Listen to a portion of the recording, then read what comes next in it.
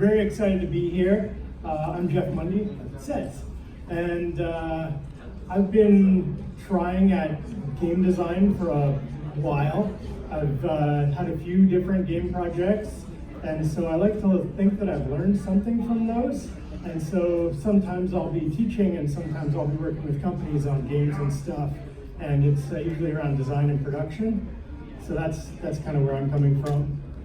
But today, I'm going to talk about something that's very interesting to me personally, and that's this live ops piece. Am I doing it wrong? Right there? All right, mind the plosives. All right, so live ops, what is it, and challenges to live ops, and 5 things to live by. That's what I've come to you with here today. And so, what is live ops? So live ops is a way of engaging with an audience consistently over and over with updates. So on a weekly, daily basis, providing entertainment. So a little bit different than an approach maybe where you release a game, release expansion packs, those kinds of things. It's a monetization model that works with freemium games, so free to play. And so we see that a lot of the time on mobile. So mobile has some affordances that make live ops work on mobile. Culturally, we have an affordance on mobile where users are more apt to entertain other than premium monetization models. And so we have free to play on phones, and people seem to be fine with that. In fact, they seem to prefer it. We have device affordances that are good on mobile, where on mobile we can make an assumption that the user is online. And when we can do that, we can get data. We can get real-time data, we can do all kinds of things, push updates constantly. So that always online piece, and that mobile games can be smaller, flatter, easier to deal with an XML file driving them. The other piece is social media. So with that online comes this social media piece, and pairing your data analytics with social media scraping and all those kinds of things, like making your game force a Facebook login or something like that, works really well on mobile. And then live ops needs these things. So while we see live ops on other platforms, like, I don't know, what's a good example? Monster Hunter recently does live ops. So in-app purchases, digital economy is what we're really looking for here, so loot boxes and those kinds of things. Other pieces come along with that, shops, real money shops and all kinds of things like that. But we want to be giving offers, promotions to people that you give, and then we take them away. So time-limited, time-boxed events. And this is going to leverage fear of missing out and a few other psychological effects. We want continuous analytics, for sure, because data is driving design decisions in live ops. And we want to be able to reach customers.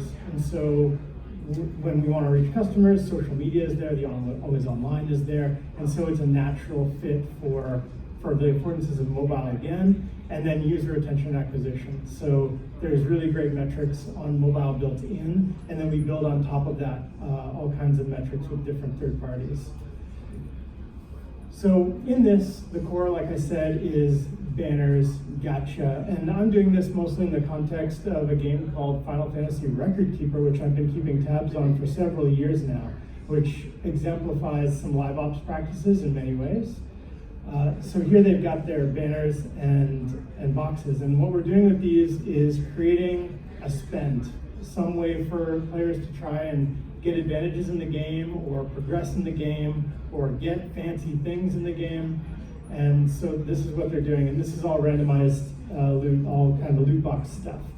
But we're doing this in timed events. You can see on these that they're available only to a certain time, and that's really quite important for live ops.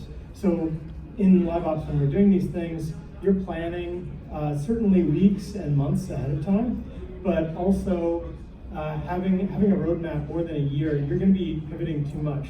The whole point of doing a live operation is to respond to data and respond to users. And so constantly tuning this stuff, even over the course of a day, you could be tuning things. And the reason for that is through the technology.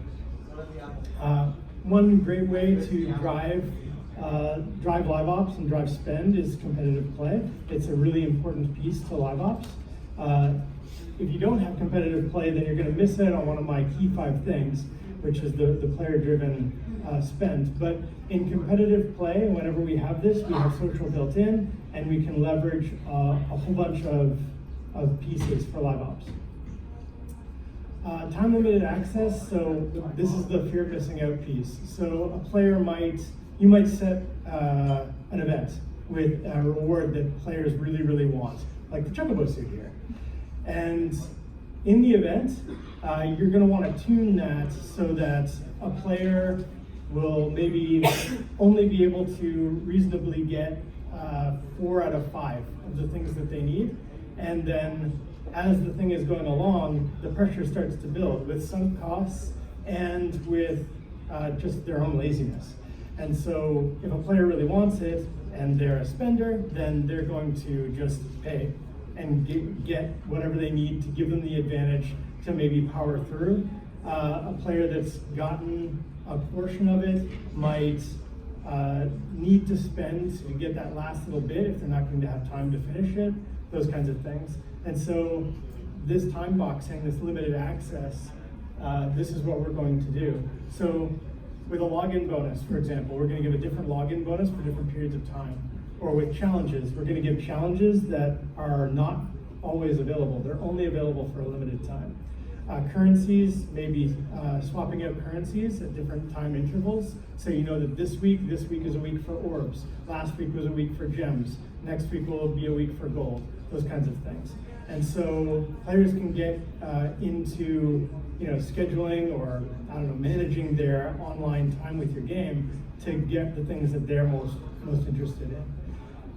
You have to have a bunch of different currencies for this, and so it's very, very important for live ops that you don't rely on single or a duality of currencies. You need a series of them, and they need to have near unreachable ceilings. I was brought in on a consulting piece a little while ago on a live ops game that had a really thin economy, and their economies, you could cap them. And so they were having a real problem with retention. Their intake of users, their acquisition was really good, but then the retention was really bad because people could essentially complete the game. And so that's not what you want in live ops. The whole point is to retain users for a very long period of time so that you can continuously gain revenue. That's not a subscription model. So these economy boosts or vanity items, these are all pieces that you can do with this time limited access, which is, as I've said, really important. You can see them scheduling it out here, phase 1, phase 2, phase 3. This is, giving the players a little map of what's going to be available when. So there's a problem with this, and player fatigue and content burn are the bad things that you don't want to have.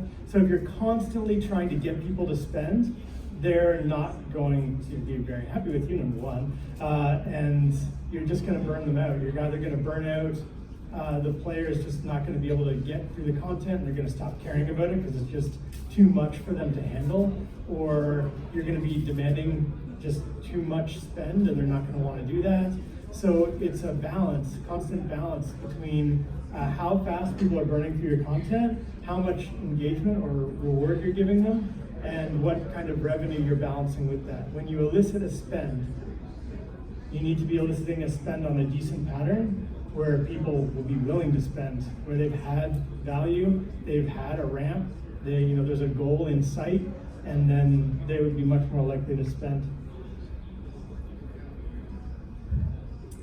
Social media and data analytics is another key piece of live ops, as I've said. So you're going to have a player base, and that player base, you're going to be analyzing all of the things about them. So especially if they're a spender in the game, you're going to have people who are dedicated to keeping those people in the game. I'm going to go into that a little bit more when I talk about whales, but certainly looking at data mining from your own analytics, so having that stuff right in your game, in the code.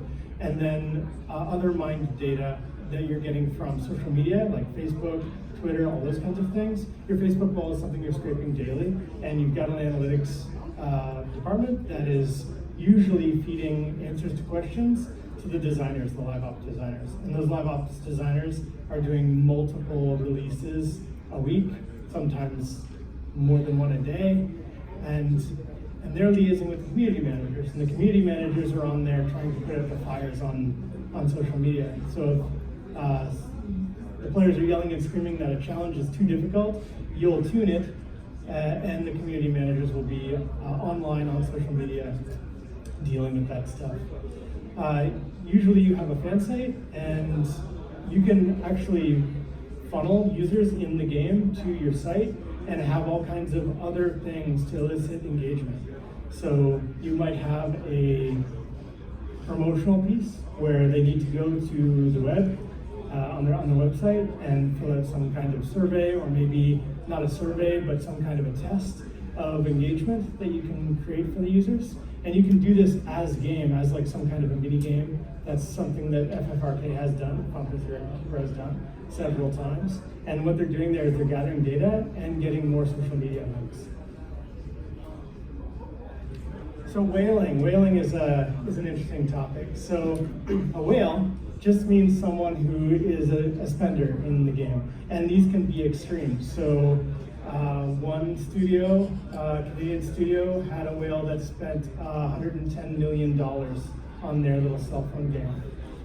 So this is like, let's say 3/4 or half of your HR, your people costs for the studio, or even your burn total, month over month. So they're a big deal, and that's why people care about whaling. So getting a whale into your game is an active thing. So the big studios understand this stuff and have departments dedicated to whale acquisition and retention. And so when you're a designer on live ops, you will be interfacing directly with some fans who would be in this category. And that might be a perk for them. They know that they spend in your game, they know that they are valuable to your studio, and so they tend to come in one of two flavors. Some are really entitled and some are really nice. And so the really entitled ones, you tend to keep them more at arm's length. You don't want them to, know where you live or anything like that. And then some of the other ones, like one designer that I know, their studio was all invited onto this wedding cruise that this whale's, son was getting married. He's like, all your studio come on this cruise ship for my son's wedding. Yeah, and that's the kind of relationship that, retention people are really trying to get the whales to stay in the game. And so they have conversations with the designers like, this is really frustrating for me. I really like, they don't call it a quality of life improvement, but they'll be, and these people, they're smart. Sometimes oftentimes they're whales because they're more successful than them. So, they are intelligent people. They're not, so you need to treat the whales as special as they are, without making it souring the pool for all the player base. Because the other thing about whales is that if you cater too much toward them, then you're devaluing the whole experience, and so they're going to leave. They want to be in a game where other people are. And if you don't have those other people, then they're not going to stick around either. So making a whaling game would probably be a bad idea. So whales, you can't whale anymore. Whales are not a thing anymore in live ops. I've heard this before. In free-to-play games, don't bother with whaling anymore. It's too hard. And yes, the big studios have a major head start on this stuff, but they are there. It turns out that about 65% of whales are in the game, and you just haven't identified them yet. They haven't been triggered to spend because nothing's really, sparking their desire to really invest. And you'll hear people say that sometimes, like, oh, I've been playing this game for a couple of years now, so now I feel like I've gotten value, and so now I'm going to spend. So they were in the game the whole time, they just didn't spend yet.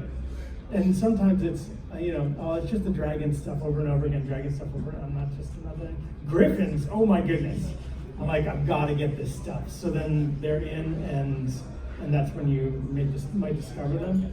So keep that in mind as well. Like maybe they're not a whale yet, or maybe they're not eliciting that behavior, but they're there, they exist. And so another thing that a designer is doing is trying different things to see if different things will appeal to different people in the game. And that's all comes back to the analytics and watching the behavior in game, watching the stuff on social media, trying to glean insight into the player base. So when you've got a whale, you want to keep them, and if you don't have any whales in your game, you probably do. You just haven't figured it out yet. So whaling, it's a thing. So that's a sort of overview of like when you're designing live ops. These are important things to keep in mind. These are sort of like really specific tools of how to go about it. So those are things you need to deal with, how to deal with them now. So one thing is make it the player's fault. So this is really important. So if you just like say, you gotta buy this thing, then that's pay to win, and that's really, like, just don't do that, that's bad. So what you have to do is you have to create a challenge and be very careful about your economy and how you're gonna make that challenge doable. So one thing that we have in live ops constantly is power creep.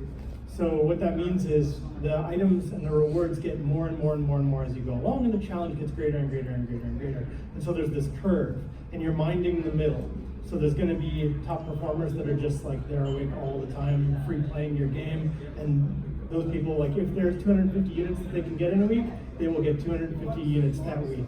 Like, you know, because their days are 24 hours, not 12. But for an average player, you're going to cut that number in half, you know, and be real about like 12 hours, and then cut that down by another little bit, maybe 8 hours, and then how much are they actually going to play in your game? Probably less, even if they're a free player. So making it the player's fault is all about it being their choice to spend. So you're leveraging things like sunk costs, which I've mentioned before, where you have an event going on, and you make the event such that the middle will be able to complete it for free. But if someone doesn't log in for a few days or didn't get that reward from before, maybe from years gone, that they would have a harder time. And so they'll get through the event to a point, and then they'll either need to hunker down and really like push hard those last couple days to get that reward, or they're gonna have to spend, or they're gonna have to let it go. But a whale, especially, maybe time is more valuable to them than money. And so they're not going to log in that week. They're just gonna pay for the advantage to boost their whatever you've got, crops, growth rate 5x by getting this potion. You look at Pokemon Go, they do this kind of stuff. So you know, you're gonna wanna use all your lures and all this stuff for this event to get that Pikachu with the hat. So these are the kinds of things that, like, you know, they're not saying you got to spend because it's an event. They're saying you're going to burn through materials. Materials, if you run out of them, will cost you money to get more. You're out of Pokeballs. Well, do you want to keep playing or not? Player set difficulty is awesome for a few reasons. One of them is that it creates a natural escalation. So players are going to want to be on top, and people who spend want to be on top too. So this player set difficulty, if you make it competitive, like a world first, or anyone who gets this achievement gets broadcasted across the app. These kinds of things are really good. And anytime when there's competition, like who's getting the highest score, a leaderboard, you're going to get this player set difficulty, and it's going to drive spend. And it can drive spend better than pretty well anything else. Another reason why player set difficulty is awesome is because of number one. It's not so much the designer setting up something where the player is going to need to spend, it's the players making it so other players need to spend to continue to lead or be on top or win or whatever. And so if you can set something up where it's player set difficulty, and however you want to do that, there's a ton of different models for that, then that's going to be a really good shot. People play to be special, and boy do they. So if there's a special emote In fact, those ones in the corner, those are emotes from the Final Fantasy game, and some of those are special. People pay to be special, and they will. So again, if you give it exclusively as a paid item, that's not going to work very well, but if you give it as a paid item, even a little bit early, then that's going to be something that can elicit a spend. I mean, so you say, I want to release that emote. I'm going to release that as you can buy it right now or buy a loot box that has it in it now. A week before the event will come out where everybody can get it for free. And so for that week, you're special, you got that stuff. You ever see, anyone ever play World of Warcraft? That's a game that people play, right? So they'll put these mounts on the Blizzard store, and within like seconds of it going on the Blizzard store, there are people running around with those. Like they had their alarm clock set so that they would be the only one who has that right away. And that's the kind of behavior that you'd see for something like this. And, they want to pay to be special. They're going to be special for a limited time, and then what are they going to do? They're going to do their Blizzard sale. Everyone's going to have that mount, in the future. But for a minute, they pay to be special. Rich people want to be on a pedestal, so see numbers 2 and 3 for this, where they'll be competitive to be on top, and they're going to pay to be special. This is something that you want to be careful to cater towards, because you can get a lot of bad mojo going on in your community from free-to-play players.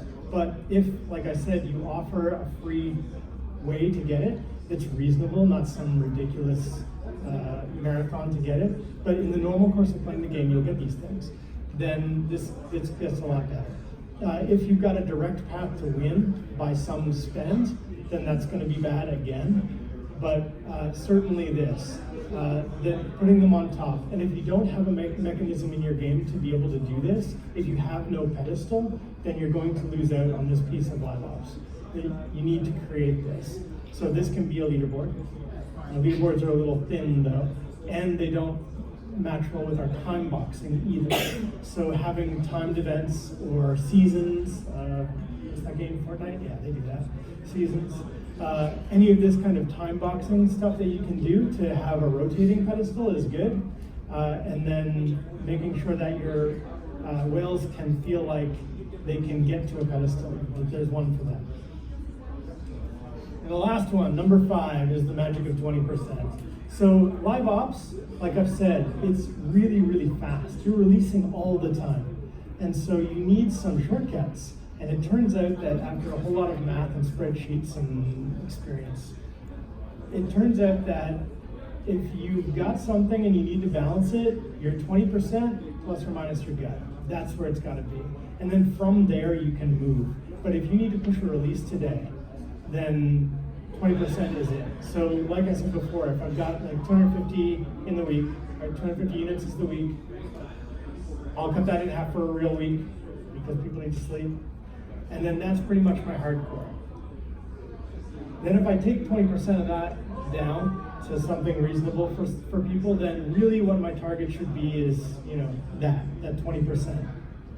And then plus or minus, like, is this a little easy? Is this a little hard? Is this a really awesome reward that they're gonna get, or are they not gonna be as motivated? That's sort of your gut designer math.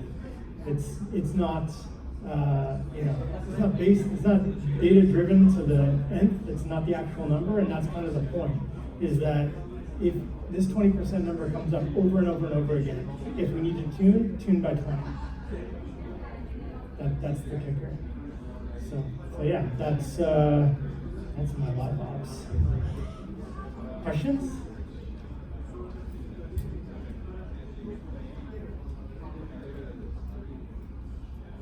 How do you do it?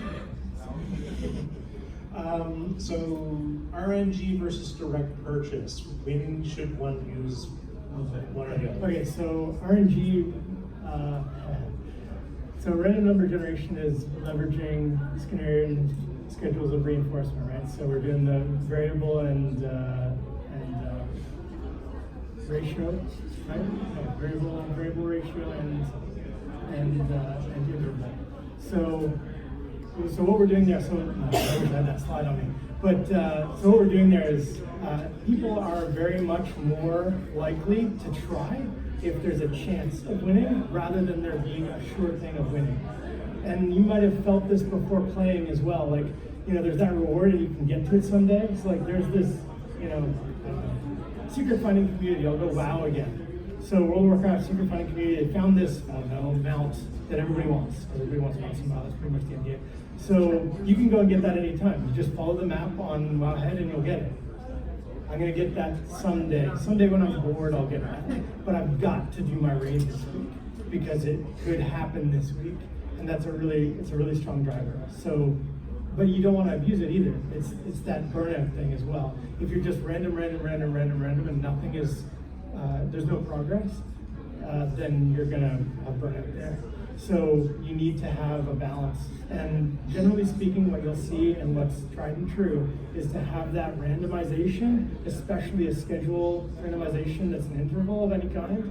So it's time boxed or it lapses. PUBG used to do this. I don't know if they still do, but every week the currency is like it takes it back to what it's worth. This is that interval, and so you're going to put your biggest rewards there. And anytime when you're combining those schedules, whether it's an interval or randomness, that's even more. And the more you combine them, the more rare or awesome or incredible the reward should be. Yeah, I think I can say should there. Yeah, because you can give stuff away, or you can make something useless very difficult to get, which probably should not do. So yeah, I'll say should there. Yes? What's your outlook on the sort of ties to government? Yeah, this is an elephant in the room. But what's your outlook on the government bodies potentially doing regulations on this type of stuff? Yeah, so we're already seeing the pivots and the adjustments happening there. So opening it up to percent chances and putting certain rewards. There's layers being created now on that stuff. So I don't think it'll go away. It'll change, but I don't think it'll go away. And yes, I think there's certainly something valid about people spending on loot boxes like a slot machine. Yeah. Other questions? So yeah, free to play is an approach for, live ops is an approach for free to play. But the loot boxing and all that kind of stuff, live ops can be taken in other directions. Like I said, like Monster Hunter is doing a lot of live ops stuff, and they're on console, and they're doing it slightly different. But a lot of what they're doing is live ops. They're looking at their data, responding to players, constantly rebalancing things. They've got patches coming constantly. And it's not quite live ops. Like the difference between live ops and just patching your game is just that. If you're changing a feature, adding a set, adding a map, all that kind of thing, that's a patch that's different. But if you're balancing things and changing things and tweaking things, usually different to an XML file structure, then that's live ops.